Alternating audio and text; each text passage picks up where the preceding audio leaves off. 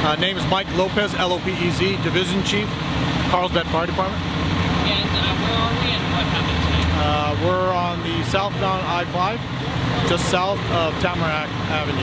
At approximately 1100 hours, Northcom received multiple calls that they had a plane landing on the freeway.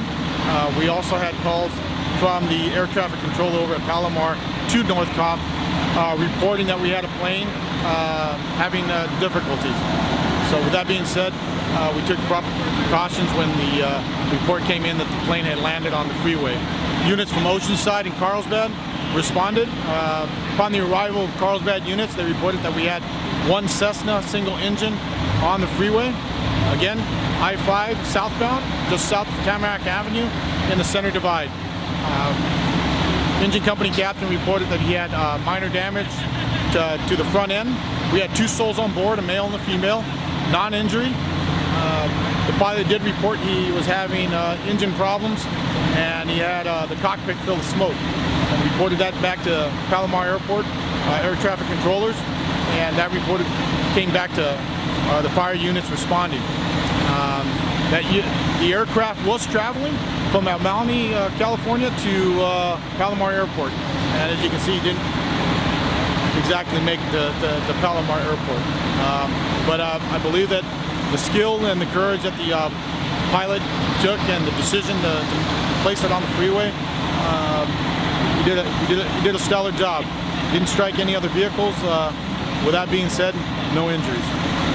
And so the initial emergency went into Palomar Airport. Were they planning to land there? I'm assuming that that was the intent of the pilot. So they just didn't make it? They just didn't make it.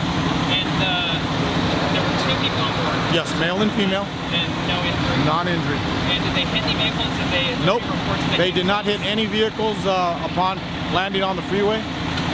They did have a hard bounce, according to witnesses. But again, he glided that thing into the center divide, causing some minor damage to the front end. So what we're going to do right now, we do have NTSB and FAA here. We're going to siphon out the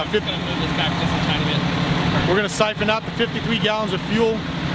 Once that is complete, they'll then take the wings off so they can transport the aircraft.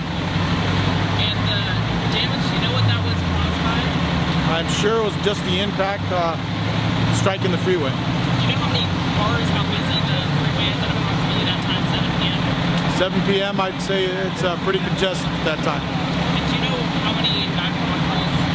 I don't have that number for you. Are there any witnesses at the scene?